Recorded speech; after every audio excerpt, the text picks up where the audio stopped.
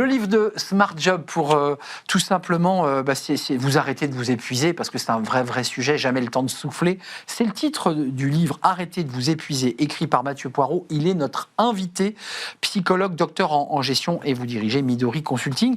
10 jours pour apprendre la récupération psychologique, sorti donc chez Erol. Merci Mathieu de nous faire le plaisir d'être là.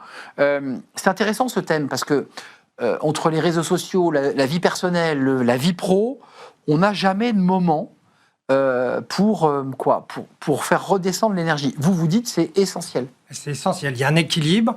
Et à un moment donné, on a besoin de cette récupération psychologique pour remettre de l'énergie, de la ressource. Effectivement, comme vous le dites, on en a de moins en moins, mais on se l'autogénère aussi un peu.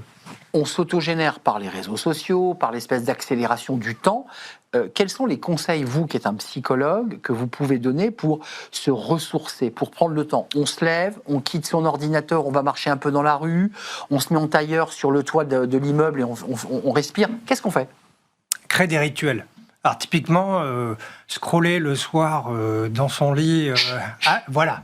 Rayer. Il faut se l'autoriser, c'est comme tout. Tout ce qui est mauvais de temps en temps, vous voyez, c'est comme un bon petit verre de vin ou du chocolat, mais pas tout le temps.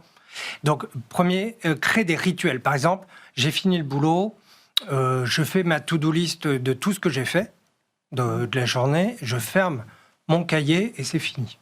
J'ai un souci, je le note, je ferme mon cahier, c'est fini. Mon téléphone professionnel ou qui va me sursolliciter, je le laisse dans une autre pièce et ça fait du bien au cerveau. Je le laisse le plus loin possible. Mais là c'est l'analyse, je dirais, sociologique que vous nous décrivez. Mais le psychologue, il sait aussi que derrière tout ça, s'il n'y a pas de répit, le cerveau, il s'épuise, il se dégrade, on risque la dépression, l'épuisement. On risque plein de choses. En fait, on confond aujourd'hui le repos et la récupération. Et la récupération, c'est un état mental dans lequel vous arrêtez de penser au boulot. Vous arrivez à créer de la distance avec le travail.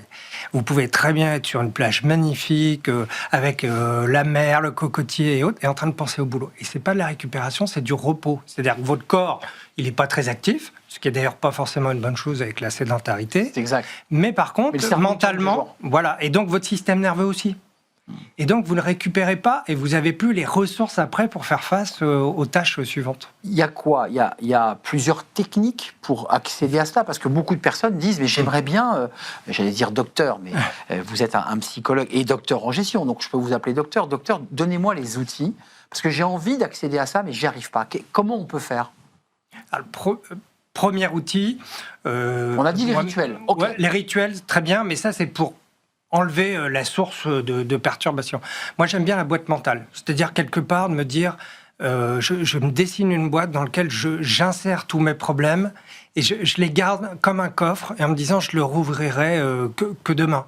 Ça, c'est une technique de distanciation psychologique parce que je dis à mon cerveau, tu mets ça dans un coin et puis t'arrêtes de t'en occuper.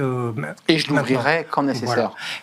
Le noter aussi sur un cahier parce que le système préfrontal, mise à distance immédiate, ça permet aussi d'élaborer, de prendre du recul par rapport à ça.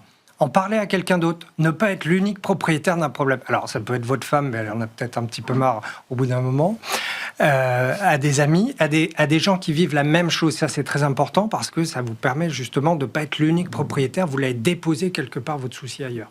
Mais vous dites 10 jours pour trouver... 90. 90 jours, pardon. Voilà. Je suis un peu gourmand. 90 jours, ça veut dire que à travers ce que vous expliquez dans votre livre, on va avoir les outils pratiques pour mettre en place, un peu comme on le fait pour une séance d'entraînement physique dans une salle. Oui. On a ces exercices. Oui. Et on se les note, on dit, tiens, là c'est bon, je suis dedans, je suis dessus. C'est ça. Il faut 90 jours à peu près pour prendre une bonne habitude ou pour désapprendre une mauvaise habitude. Parce qu'en fait, le point, c'est que la récupération, on sait, c'est une compétence, donc il faut l'apprendre. 3 mois. 3 mois, c'est honnête. Idéalement, on est dans la bonne période. Janvier, février, mars, avril. Juste avant le printemps. C'est la bonne période parce que c'est là, on a 2 gros pics de stress et de fatigue dans l'année. C'est là. Pas forcément. Contrairement à ce qu'on croit, en termes de manque de récupération, c'est fin décembre parce qu'en fait, on n'a pas eu assez de vacances et on a eu une charge énorme de travail. Et fin juin, début juillet. Donc, les 2 bonnes périodes pour tenter ce type de bonne habitude, c'est maintenant.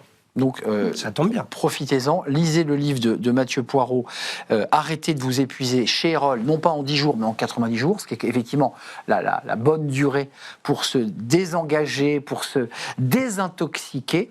Lisez ce livre, c'est passionnant, et puis peut-être exercez-vous, parce qu'il y a une forme de travail, il faut s'exercer. Il n'y a pas de baguette magique. Hein. Non, c'est un entraînement. C'est pas de la magie. Voilà, c'est quasiment du sport, effectivement. Merci beaucoup Mathieu d'être venu, psychologue, docteur en gestion, Midori Consulting, c'est votre entreprise, votre livre est sorti chez Erol. Merci de nous avoir rendu visite, merci à toute l'équipe, on est en retard. Un grand merci à Nicolas Chuchat évidemment qui m'accompagne dans cette belle émission. Merci à Fabien aujourd'hui à la réalisation et merci à Paul au son. Merci à vous pour vos messages et votre fidélité. Je vous dis à très bientôt. Bye bye.